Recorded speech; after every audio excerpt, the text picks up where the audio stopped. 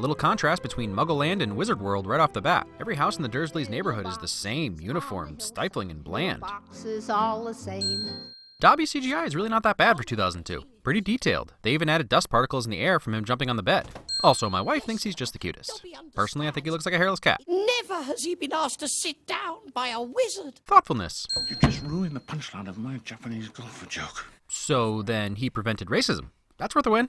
Uncle Dursley is so easy to despise. The way he talks, the angle at which he's filmed. Classic hateable character. And whenever he's being too mean, I just picture Drebin trying to buff the birthmark off his butt. What is this dessert? It's not cake. Pudding in the shape of a cake is my American showing. As hard as these intros always are to the soul, they give a real sense of relief and elation as a contrast to Hogwarts. I don't think I'd get that warm fuzzy feeling if Harry just started at Hogwarts every year. Quick little misdirection. Must be Hagrid on his flying bike again, right? Nope. Much more exciting. So when the beast earns a girl's love, will the knitting needles and scrubber turn back into humans? Wait. It's not much, but it's home. I think it's brilliant. Another simple moment from Harry that really makes you care for him. A house of love is all he could ask for. Well, you best hope I don't put bars on your window, Ronald Weasley. Come on, Harry. Time for a spot of breakfast. There's a whole other movie in here recounting Mrs. Weasley's bipolar disorder, but it warms the heart to see someone care for Harry. Young love, where admiration, infatuation, and addiction all get blurred together and running away is always your best flirting option. Flew that enchanted car of yours to Surrey and back last night. Did you really? How'd it go? Parenting win. And a family continuity win considering all the mischief Fred and George get into in the future. Flue powder, because being consumed by green fire really is the only way to travel. Finally, some really witchy-looking witches. Is that racist? It feels racist. Gilderoy Lockhart. Ha! Get it? Lockhart? Because he has a secret locked in his heart? Rolling. You and your names. I'm not knocking the organizational style of wizards, but sometimes I just can't handle things. Like this stack of books. What are you supposed to do with that? But it is a unique aesthetic that goes along with nothing ever being plumb, level, or square. Gives the wizarding world some real age. Leave him alone. Standing up for your friend/obsession.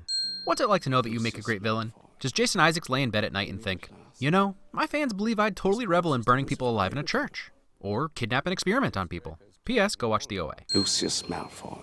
More to the point, another on-the-nose name from Rowling that may be more subtle in written word. Lucifer, Malice, Foil.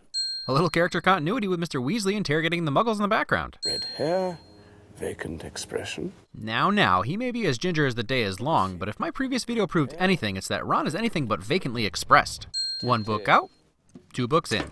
Gotta love that sleight of hand getting Tom's diary into Ginny's possession. Oh no! The invisibility booster must be faulty. Beautiful, fun, intense sequence. And Harry gets an arm strength win. So in the first movie, Harry taking the train to Hogwarts was special enough because it was the first time. Now, Rowling decided to make him even more special by having him and Ron arrive by car, and obviously almost get murdered by a tree in the process. Point is, Harry is never status quo, which makes us all feel special. This night might well be the last you spend in this castle. Probably better outside the castle anyway, with Walder Red Wedding Frey lurking around. Not to mention the damage you inflicted on a Whomping Willow that's been on these grounds since before you were born. Alan Rickman and his conservational sensibilities is still always a win. Mandrake, or mandragora, is used to return those who've been petrified to their original state. Petrification shadowing? Say it. I'm doomed. You're doomed. Honesty. Is Neville hung from something in every film? 2 out of 2 so far. Rodeo Pixie. Immobulus! Saving all your friends. At least no one on the Gryffindor team had to buy their way in. Another sick Incendio. Eat slugs! This is the first of many nopes in this movie, but it does set up Lockhart's memory spell for later. But still, no. I can imagine everyone involved in the first film was a little nervous to see how these child actors would turn out. Most improved goes to Emma Watson, who just gets better and better as time goes on. More to the point, they've yet to think of a spell that our Hermione can't do. Don't you think on it, Hermione. Don't you think on it for 1 minute. Sympathy, sensitivity, friendship, heck, even eloquence. Hagrid is just the best. Celebrity is as celebrity does. Remember that. Can I give a win for self-assured nonsense? I think so. It's rubbish, but he thinks it's crucial. We just found him when he said... When I said I wasn't hungry. Let this be a lesson to you kids. If you don't want adults to be constantly suspicious of you, don't constantly lie. Even in the wizarding world, hearing voices isn't a good sign. She's right, you know. Phew. So as long as I just hear pictures talking, I'm not crazy. Got it. Salazar Slytherin believed magical learning should be kept within all magic families, purebloods. Unable to sway the others, he decided to leave the school.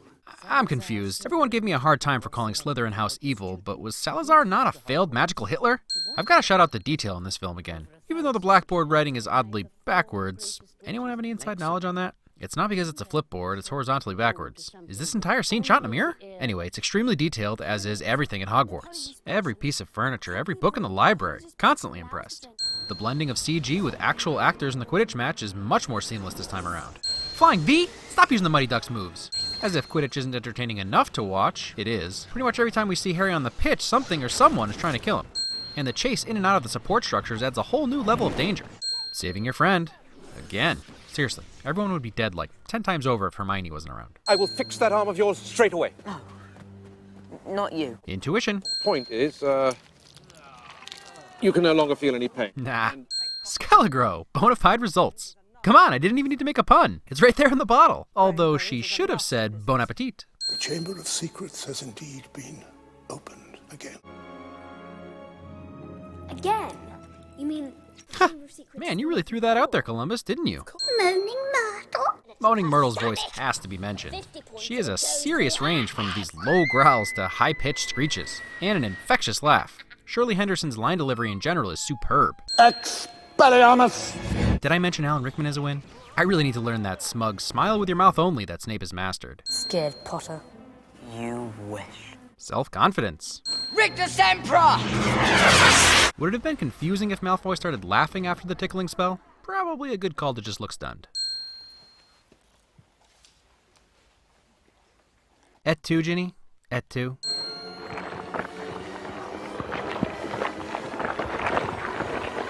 Now, that's an impressive 2002 CG transformation. Bloody hell. And some major props to the actress portraying Crabbe and Goyle for pulling off Harry and Ron flawlessly. Great lip syncing as well. Let this be a lesson to you kids. If someone ever claims their name is Riddle, assume it's at the very least an anagram or a pseudonym. This piece of Williams' score was used in the restricted section of the library scene from the last movie, and it's such a perfect fit for setting the uncomfortable tone of mystery in this scene. Goodness, I love the desaturation of this memory sequence. And it seems like they may have oversaturated Harry's red sweater to make him stand out as well. Such a functional aesthetic. Is there something you wish to tell me? No, sir. Nothing. Mirror moment of Dumbledore asking Harry the same question and Tom offering the same response. Is there something you wish to tell me? No, sir. Nothing. Really plays into the film's theme of choice. We play our game. Hufflepuff doesn't stand a chance. This match has been cancelled. Well, of course it is. Only Gryffindor and Slytherin are allowed to play each other in Quidditch. Already here, Fudge. Quality shift in music and tone as Lucius enters the room. That help will always be given at Hogwarts to those who ask for it. Clairvoyance and generosity. Nope. Nah. Nah, no thank you. I'm not even sure what's happening in this scene. Aragog said he's not the monster, but he's afraid of the monster. But I don't believe him and I hate everything about this. Every spider's biggest fear. Ford to the rescue. Glad we're out of there. Did I mention no? Stop it. We know one thing. Hagrid never opened the Chamber of Secrets. Those of us with arachnophobia, thank you, Harry, for that summary. Something that wasn't in the books that's a nice little addition to Lockhart's character. Because of course he has multiple hair pieces. I was distraught. Have to love the entrance hiding in plain sight and in a plain sight. How I was too late to save the girl. How you two tragically lost your minds at the sight of her mangled body. Just in case you were feeling a little bad for the coward, he gives you some great reasoning to further despise him. Oblivion! Who am I? And we finally get the payoff of the slug spell from earlier. I feel the need to point out how insane it is how many underground locations there are throughout Hogwarts that none of the teachers can find. But the set design is phenomenal, even better than the third floor passage from the first film. Albus Dumbledore is the greatest sorcerer in the world. Loyalty. And thanks for the hat, Fox. Another really impressive combination of practical and CG effects. Brutal. A piece of continuity that likely went unnoticed by most. Every time the basilisk strikes the rocks, his nose and jaw get a bit bloodier. They could have easily passed over it as if its nose was mostly indestructible. Brutal! You know, I can understand why Voldemort might not like Harry so much. This is now the third time Harry's destroyed him, the first when he was a baby. Fawkes is a robot, but he was such a believable robot that Richard Harris actually said something to the effect of how impressed he was at how well they had trained the bird. There's sufficient evidence to have you both expelled. It is only fitting that you both receive special awards for services to the school. Wouldn't be a Harry Potter movie without a disciplinary fake-out reward. Dobby is free. Dobby's free. Was he just about to use the killing curse on Harry? Voldemort would have been pissed, but thank goodness for Dobby. And oh, sweet vindication. Hermione's unpetrified. You can't help but get all warm and fuzzy watching these three interact with each other. You get a real sense of their friendship. I'd just like to say thanks. After being accused of petrifying people, it's great to see Hagrid getting a little recognition. And Robbie Coltrane really nailed his performance again.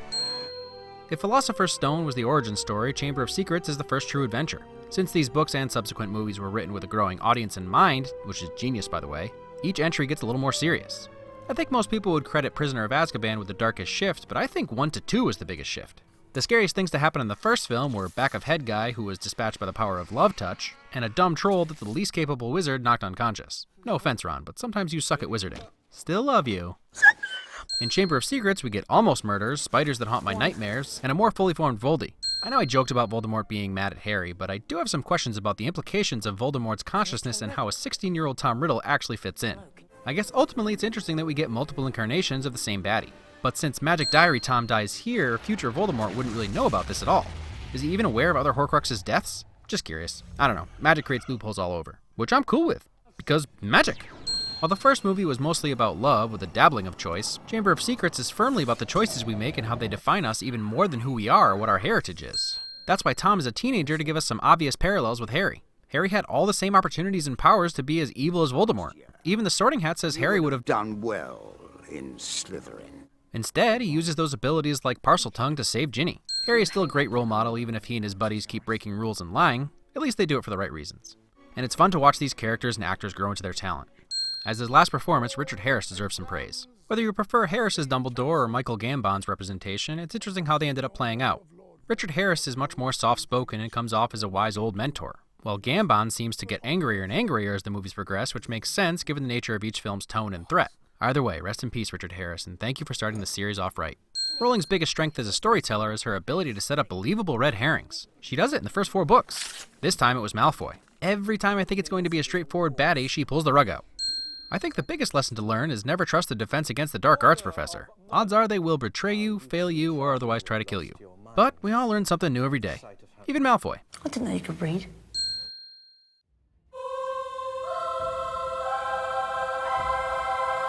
Sherbet lemon. Lemon. Sherbet